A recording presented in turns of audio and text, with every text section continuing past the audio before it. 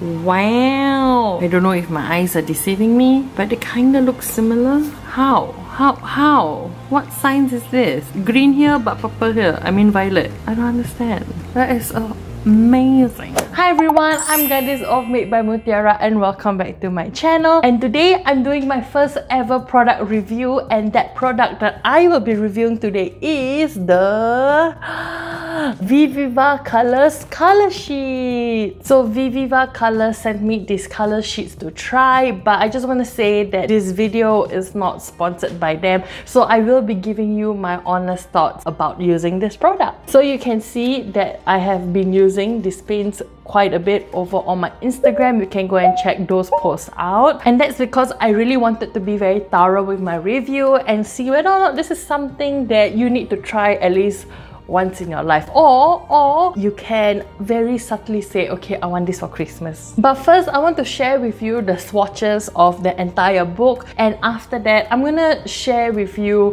what my experience was like when I brought this with me on a picnic to the park.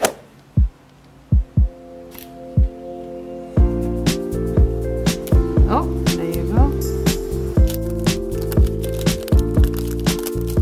Sorry, it wasn't a very seamless. Viviva colors are safe for use, but needless to say, do not ingest them. It has a sort of like a leather texture.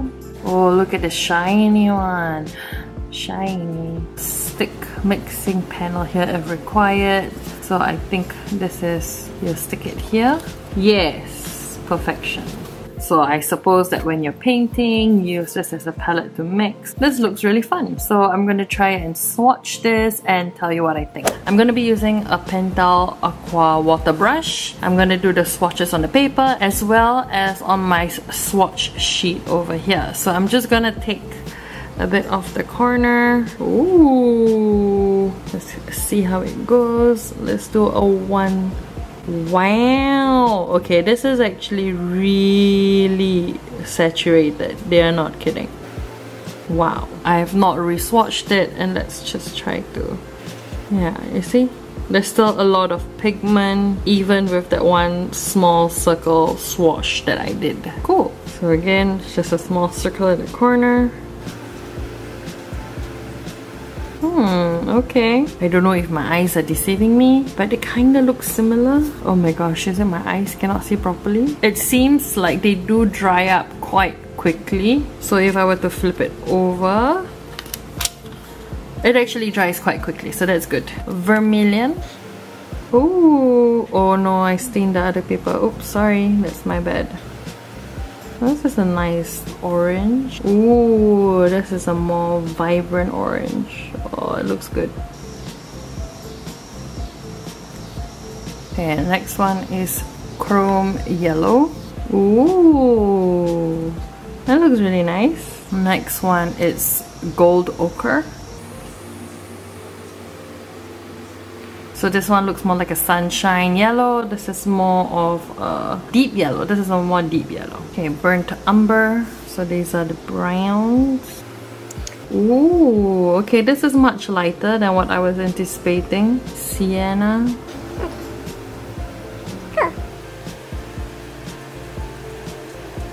Okay, moving on to the greens. Ooh, this is really, really pretty.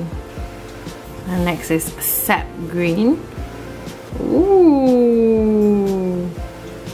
Alright, that's really nice. So again, the colors do look similar, but one is more yellower than the other. The light green is more yellower. But yeah, I do like these two greens. It's really nice. And now, moving on to the ones that don't look like what it's supposed to swatch. So I'm really excited for this one. Viridian, even though it looks red, it's supposed to come out green. Let's see. Ooh, I'm excited already. Oh my god, are you ready? Pretty. Look at that. Oh my goodness. I tell you, this is just worth buying just to see how a color when dry is different. This is so cool. And this one is the shiny paint, peacock blue. Look at how nice it shines. Alright, let's see. Wow, did not expect that at all. That is amazing. Look at that. You would not expect for colors that look like that on the color sheet to look like this too. That is so cool. Persian blue. Wow, wow, wow. Look at that. What looks like green should appear as a violet. So let's see. Wow! Wow, look at that. How? What signs is this? Green here but purple here. I mean violet. I don't understand. That is amazing. Oh, wow, I really picked up a lot of color in that one. That is so cool. Okay, moving on to magenta. I like magenta. I do hope this color is really nice. Oh my gosh, sorry, the camera got cut off. Look at how pretty this magenta is. Gorgeous. Definitely gonna be using this a lot. And last but not least, slate black. Okay, this is really good. Look at how dark the black is at the beginning. That is really good. Wow. They are not kidding when they say super saturated. Gorgeous. Gorgeous. That is cool. So here are all the swatches. I don't know if you can see, but I do feel that some of the colors do look quite similar to each other, and I do feel like there's a lot of warm colors here instead of a equal distribution of warm and cool colors. So when I'm looking at my swatches over here, another thing that I realized is that they don't match the color reference given at the end of the book itself, as you can see over here. They are definitely more muted, and I don't know if it's because of the ink or the color, but you might want to bring your own swatch card with you, or yeah, just take the reference of the swatch that you made as a better guide compared to this one over here. So here is a nice day at a park, which is right beside Lake Michigan, so there was a nice breeze as well, and we brought some blankets to sit on the grass. And yes, my friend brought her cat on a leash, and it's the cutest thing. Oh my god, look at that.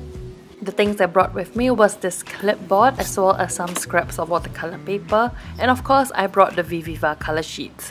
I also brought this plastic lid which I thought I would use for blending, but in the end I didn't use it. And I brought a mason jar full of water and wrapped a kitchen towel around it so that I can clean my brushes on the side of the jar. And inside my pencil case, I brought my favorite bleed-proof white, some washi tape, my brushes, and of course a pencil. I wanted to be quite minimal with my supplies, so I just brought 2 of my more frequently used water brushes, as well as a flat brush to lay the water base before I start watercolor painting, which is what I'm doing here. So the color that I use is the chrome yellow, and you can see how really vibrant it was. I already sketched out the mountain, so I did try to just paint around it. I think there was a little bit too much water, so I tried to use the brush to pick up some of the moisture and also to spread the pigment before I put on the next color, which is peacock blue.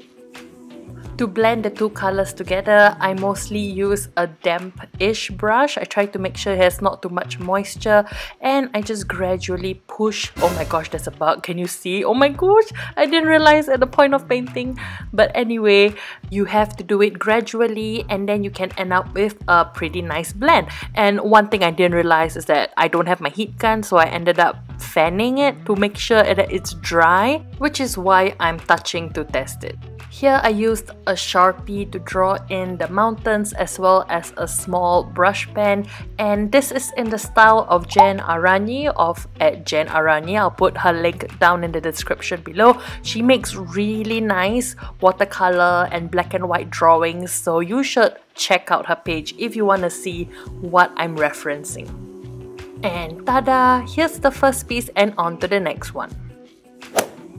For the next one, I wanted to do some lettering because that is what I'm all about, and at the same time I wanted to try using the mixing palette to dilute the colors a little bit.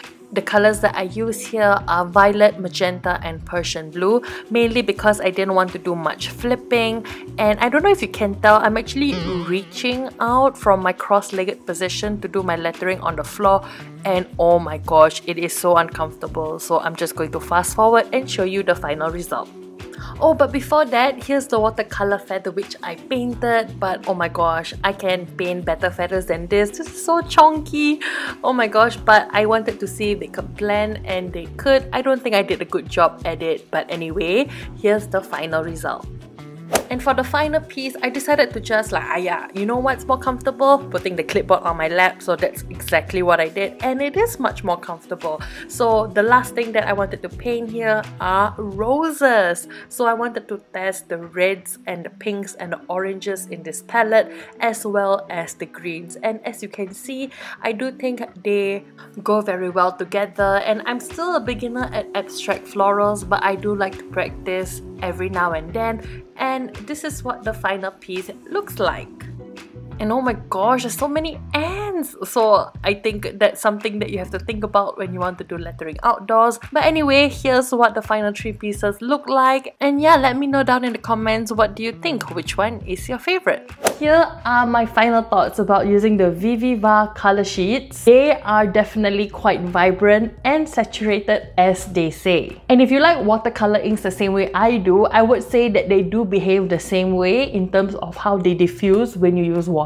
So if you are familiar with that medium, then this would definitely be something that I recommend you to try. Number 2, are they really portable? If you're talking about bringing this thing from one place to another, I would say that this is the lightest piece of art equipment that you can bring. I mean, this is something you can definitely just put inside your bag and go. But as you can see from the video, you need more than just this. For me, I would need to bring my brushes, I need to bring my paper, I need to bring a glass of water because I want to swish. So you have to keep all those in mind when you think about bringing maybe just this pair of paints, and what other things you also need to be lettering or painting outside. But I must say that based on this single color sheet itself, the colors are quite limited, and I really feel like they should have more variations of green and blues. And I think when you use this to paint, you must consider that you may not be able to hold your paper or your sketchbook as well as hold the